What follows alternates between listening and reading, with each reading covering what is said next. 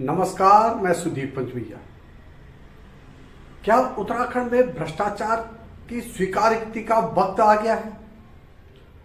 क्या जिम्मेदार लोग अब राज्य में भ्रष्टाचार चरम पर पहुंच गए, अब ये स्वीकार करने लगे हैं? सरकार भले ही स्वीकार न करे, पर सरकार से जुड़े हुए लोग और सरकार में शामिल लोग ये स्वीकार करने लगे। ये अच्छी बात है। पूर्व मुख्यमंत्री और पौड़ी से सांसद तीरथ सिंह रावत ने एक बातचीत में बताया कि वास्तव में जो विकास कार्यों में कमीशन की जो परिपाटी थी यूपी में, हम उससे आगे पहुंच गए हैं। यूपी में 5 से और 20% पर एक कमीशनबाजी होती थी, विकास कार्यों में छिज्जत जिसे कहते हैं होती थी। हमने राज्य गठन के बाद 20% से शुरू किया। ये पूर्व मुख्यमंत्री कह रहे हैं कि हमने 20% से, उत्तराखंड में 20% से शुरू हुआ, और इसका मतलब ये 22 सालों में कहां पहुंच गया है अंदाजा लगा लें। और अंदाजा लगाने की भी ज्यादा जरूरत नहीं। आम आदमी उत्तराखंड का जानता है कि उत्तराखंड में ये कमीशनबाजी, विकास कार्यों में कमीशनबाजी, छोटे छोटे कार्यों के लिए कमीशनबाजी, दफ्तरों में क्या हाल है, ये अब बहुत बताने की जरूरत नहीं है। और अब अच्छी बात यह है कि अब कोई छुपा भी नहीं रहा है, और कहीं ना कहीं अब जिम्मेदार लोग हैं जो इसको स्वीकार करने लगे। अभी हाल ही में एक कैबिनेट मंत्री चंदन रामदास हैं, उन्होंने कहा कि भाई एक 500 करोड़ रुपए का घोटाला हुआ है और अधिकारी कह रहे हैं कि हम जिम्मेदार नहीं हैं। पर लेकिन घोटाला हुआ है और इसमें अधिकारी जिम्मेदार नहीं है, तो भाई कौन जिम्मेदार है?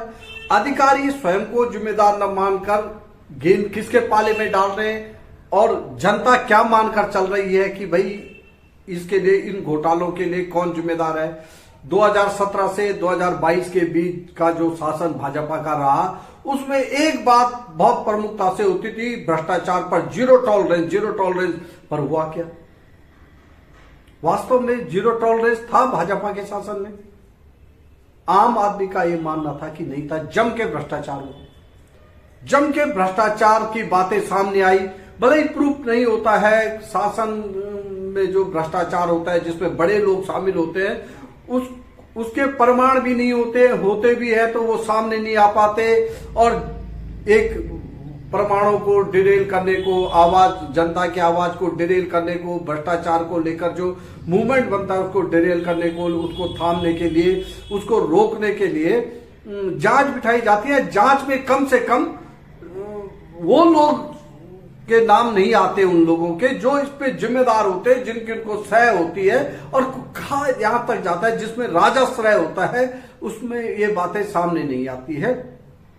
पर लेकिन अब कुछ जो शासन में रहे हैं, बड़े पदों पे रहे, मुख्यमंत्री जैसा पद संभाल चुके हैं, अगर वो ये कह रहे हैं कि भाई कमीशन, जो भ्रष्टाचार में कमीशन है, विकास कार्यों में जो कमीशन है राज्य में इंतहा हो गई है, और एक कैबिनेट मंत्री बड़े बेचारगी से कहते हैं कि यहाँ तो 500 करोड़ रुपए का घोटाला हो गया है, वो है और चल रहा है, दिख रहा है, तो ये कहीं ना कहीं इस बात को अब मान लेना चाहिए कि स्वीकारोक्ति शुरू हो गई है। अब ये देखना है कि इससे सिस्टम में सुधार आता है कि नहीं आता है। भले भाजपा का जो 17 से 22 का कार्यकाल था, जो 22 से और अब चल रहा है, इसमें भी एक बात प्रमुखता से की जाती है कि भ्रष्टाचार पर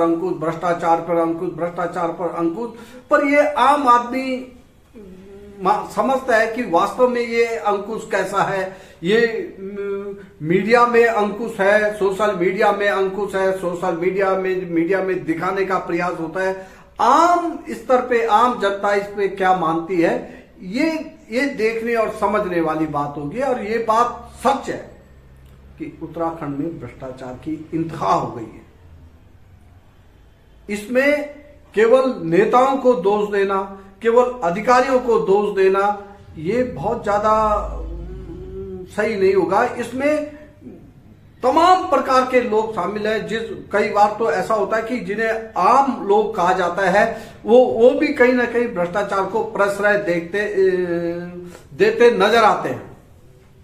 तो इसलिए अगर ये वास्तव में देवभूमि उत्तराखंड को एक अच्छा राज्य बनाना है, जहां विकास कार्यों में एक बंदरबांट न हो, विकास कार्य जो हों वो दीर्घकालीन लाभ देने वाले हों, अगर ऐसा करना है तो कम से कम सबको सुधरना होगा, ताकि एक नैतिक दबाव सिस्टम पर डाला जा सके कि भाई ये ऐसा नहीं चलने वाला है, बहुत बंदरबांट अच्छी ठीक नहीं है इस राज्य के लिए।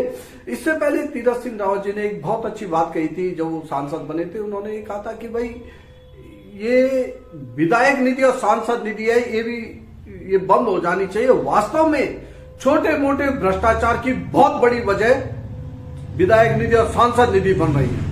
सांसद विधायक लाख दावा करे, कहा जा सकता है कि इस निधि का हिसाब लेने की हिम्मत तो अधिकारी भी नहीं जुटा पाते।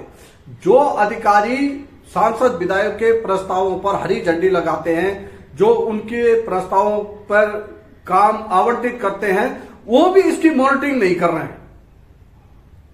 तो कुल मिलाके इस प्रकार का जो स्वीकारोक्ति हुई है, जो बोला गया है, जो इस प्रकार की बातें सामने आई कि भाई भ्रष्टाचार बहुत ज्यादा, ये अच्छी बात है, पर लेकिन अच्छी बात तब और होगी जब इस पर अंकुश लगेगा। धन्यवाद।